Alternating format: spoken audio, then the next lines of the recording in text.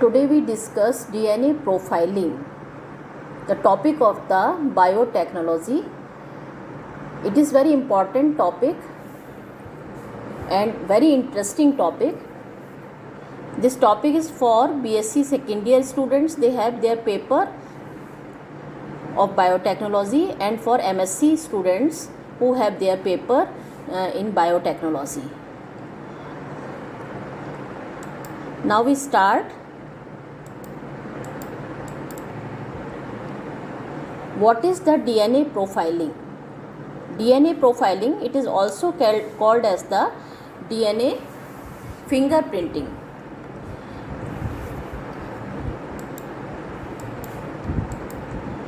The complicated technology that facilitate the identification of individuals at genetic level is known as DNA fingerprinting or DNA profiling. The genetic analysis is based on identifying tiny segments of the hereditary material which testify the unique molecular signature which cannot be altered. तो small fragments जो हैं DNA के उनको identify किया जा सकता है DNA fingerprinting से. इसका सबसे ज़्यादा जो यूज़ है वो जेनेटिक एनालिसिस करने में होता है, जहाँ पर हमें किसी के डीएनए की जांच करनी होती है, चाहे वो क्राइम हो या फिर पैटर्निटी का मामला हो. इस प्रकार के मामले में जब हम डीएनए की जांच करते हैं तो उसे हम डीएनए फिंगरप्रिंटिंग कहते हैं. Who invented it? किसने इसको इन्वेंट किया? सबसे पहले the DNA profiling technique was first reported in 1984 by sir Alec Jeffrey at the university of Leicester in England. He is the Alec Jeffrey who invented this technique of the DNA profiling. Principles of DNA profiling. Principle of DNA fingerprinting works upon polymorphism in DNA sequence. जो इसका principal है, जो सिद्धांत है, वो polymorphism पर आधारित है, डीएनए सीक्वेंस की पॉलीमॉर्फिज्म पर आधारित है. और हम जानते हैं कि ह्यूमन जीनोम में करीब 10% डीएनए जो है उसमें रिपीटेड सीक्वेंसेस जो हैं वो पाए जाते हैं. और these repeats are briefly discussed as micro satellite और मिनी सैटेलाइट. इनको हम माइक्रो सैटेलाइट और मिनी सैटेलाइट के नाम से जानते हैं. Micro satellite and mini satellite क्या होते हैं?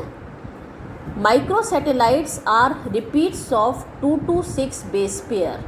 ये डीएनए के सेगमेंट्स जो हैं 2 to 6 बेस पेयर्स के होते हैं, जिन्हें हम माइक्रो सैटेलाइट कहते हैं.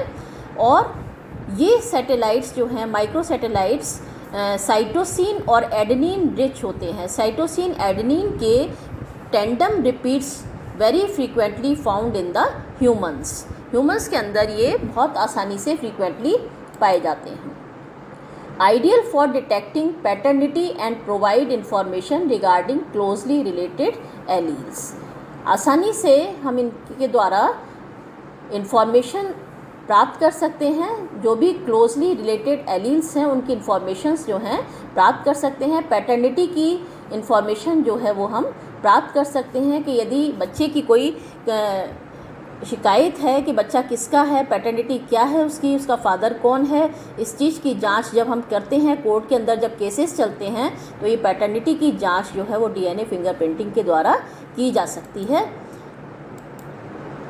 मिनी सैटेलाइट्स क्या हैं? Mini satellites are repeats of 10 to 25 base pairs. ये 10 to 25 बेस पेयर्स लंबे रिपीट्स होते हैं और ग्वानिन और साइटोसिन रिच रिपीट्स होते हैं और occur at 1000 location on in genome. 1000 nucleotides के लोकेशंस पर ये जीनोम के अंदर मिलते हैं. It is known as variable number of repeats, VNTRs. इनको हम क्या कहते हैं? वेरिएबल नंबर ऑफ रिपीट्स कहते हैं, शॉर्ट में कहते हैं VNTRs.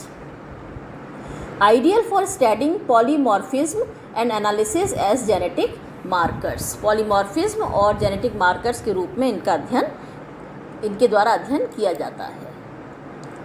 VNTRs are inheritable and unique for every human. Inheritable हैं और हर ह्यूमन के लिए कैसे हैं? यूनिक होते हैं.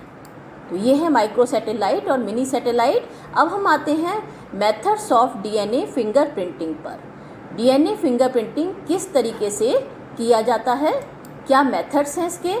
सबसे पहला फर्स्ट स्टेज में क्या करते हैं, DNA isolated from blood stains, semen stains और hair root of disputed children और suspected father, criminal, murderer etcetera and sample DNA is required in nanogram. सबसे पहले हम डीएनए को आइसोलेट करते हैं, ब्लड स्टेन से आइसोलेट कर सकते हैं, सीमन स्टेन से आइसोलेट कर सकते हैं, हेयर रूट से आइसोलेट कर सकते हैं। डिस्प्यूटेड चिल्ड्रंस का मामला हो, उनके फादर से, सस्पेक्टेड फादर से, क्रिमिनल से, मर्डरर से, इनसे हम सैंपल जो सैंपल्स डीएनए का ले सकते हैं। और डीएनए की आवश्यकता कितनी होती है, नैनोग्राम में होती है, बहुत थोड़ा सा डीएनए हमको चाहिए होता है। ये स्टेज फर्स्ट है। सेकेंड स्टेज में क्या करते हैं, stages of the DNA profiling. Second stage में the DNA is cut into fragments using restriction enzymes and subjected to gel electrophoresis by agarose gel. Subsequently produced band allowed to transfer on nitrocellulose membranes. सबसे पहले हम क्या करते हैं, DNA को cut किया जाता है। डीएनए को कट करने के लिए 3 एंजाइम्स होते हैं। एक तो होता है रेस्ट्रिक्शन एंजाइम, एंडोन्यूक्लियस एंजाइम होते हैं ये, endonuclease first, endonuclease second and endonuclease third. तो डीएनए जब हम स्पेसिफिक सेगमेंट्स पर कट करते हैं तो वहाँ पर हम यूज़ करते हैं रेस्ट्रिक्शन एंजाइम सेकेंड, जो डीएनए को स्पेसिफिक जगह पर कट करने का काम करता है। यहाँ पर आप नीचे देख सकते हैं ये जो सीक्वेंस है डीएनए के, ये 5 प्राइम टू 3 प्राइम डायरेक्शन में डीएनए का बैंड है और ये 3 प्राइम टू 5 प्राइमर है। यहाँ पर ये कट कहाँ पर हो रहा है, 5 प्राइम एंड पर हो रहा है। इस ऊपर वाले सेगमेंट में भी 5 प्राइम एंड पर और नीचे वाले सेगमेंट में भी 5 प्राइम एंड पर हो रहा है। तो जो रेस्ट्रिक्शन एंजाइम्स हैं वो कई तरीके के होते हैं। कुछ एंजाइम्स जो हैं रेस्ट्रिक्शन वो 5 प्राइम एंड पर कट करते हैं, कुछ रेस्ट्रिक्शन एंजाइम जो हैं वो 3 प्राइम एंड पर कट करते हैं और कुछ एंजाइम जो हैं वो ब्लंट यानी बीच में कट करते हैं, जिनको हम ब्लंट एंडेड रेस्ट्रिक्शन एंजाइम कहते हैं। अब ये डीएनए, इनको हम क्या करते हैं, जेल इलेक्ट्रोफोरेसिस करते हैं। यहाँ पर डीएनए का इलेक्ट्रोफोरेसिस करने के लिए एगरोस जेल का इस्तेमाल होता है। एगरोस जेल डीएनए के बैंड्स को डिफ्रेंशिएट करता है और subsequently produce band allowed to transfer on nitrocellulose membrane. जब ये बैंड्स एगरोस जेल में आ जाते हैं, इसका पूरा एक मेथड होता है, अभी आगे हम डिस्कस करेंगे जेल इलेक्ट्रोफोरेसिस का।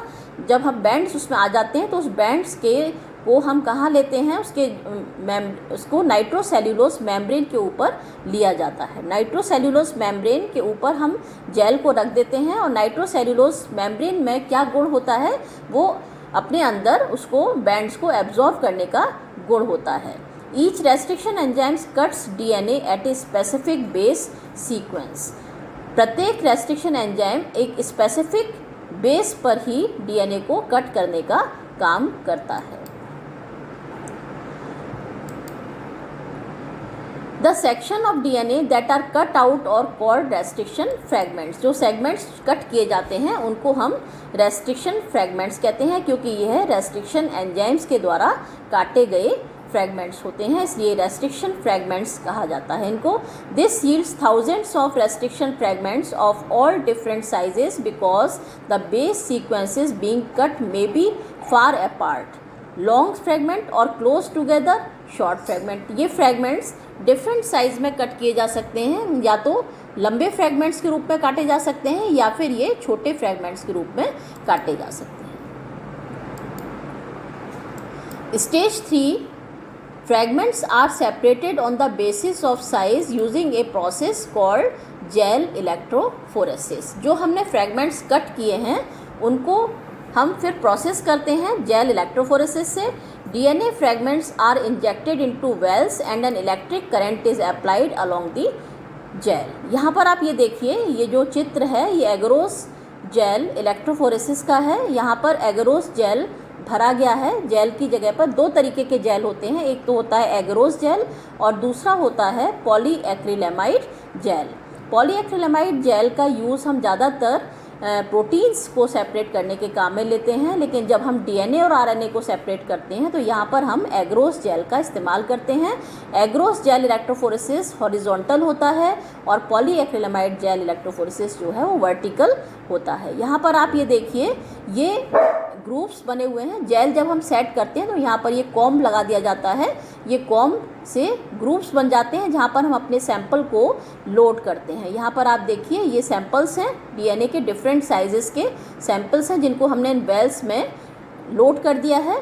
और लोड करने के बाद में ऊपरी सिरा कैथोड है और नीचा वाला सिरा जो है वो एनोड है। इन दोनों को हम पावर सप्लाई से कनेक्ट कर देते हैं। पावर सप्लाई चालू करते हैं जिससे ये फिल्ट्रेशन शुरू हो जाता है और फिलामेंट्स जो हैं, जो फ्रैगमेंट्स हैं डीएनए के, वो धीमे धीमे सेपरेट होने लगते हैं और शॉर्ट फिलामेंट्स जो हैं, शॉर्ट फ्रैगमेंट्स नीचे की तरफ जाते हैं और लॉन्ग जो हैं वो ऊपर की तरफ रहते हैं। इस तरीके से यहाँ से फ्रैगमेंट्स जो हैं वो सेपरेट हो जाते हैं। पहले सेगमेंट में हम क्या करते हैं, यहाँ पर हम नोन डीएनए डालते हैं। पहले में नोन डीएनए डाला जाता है, जिसका भी डीएनए हमको टेस्ट करना है उसका एक नोन डीएनए यहाँ पर डाला जाता है और यहाँ पर हम अननोन सैंपल्स जो हैं लोड करते हैं।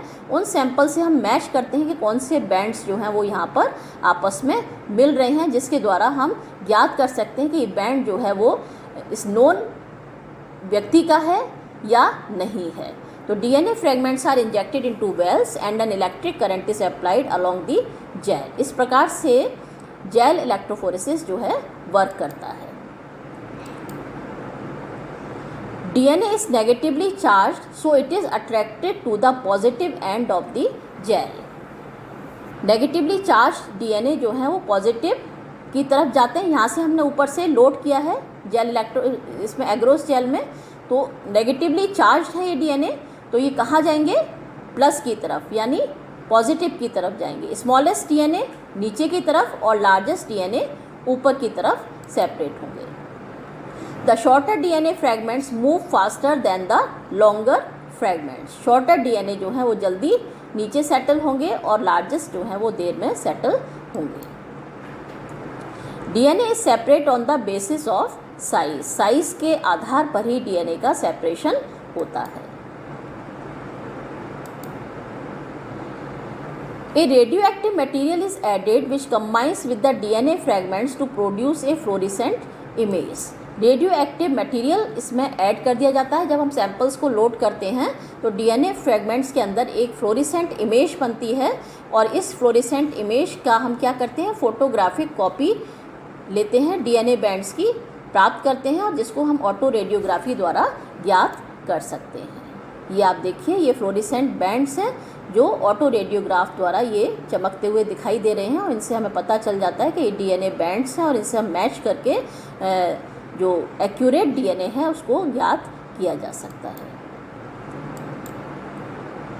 स्टेज 4 है the pattern of fragment distribution is then analysed. यहाँ पर हम डीएनए का जो फ्रैगमेंट्स हमने दिए हैं उनको हम एनालाइज कर सकते हैं और आगे का चैप्टर जो है वो हम पार्ट सेकंड में पढ़ेंगे।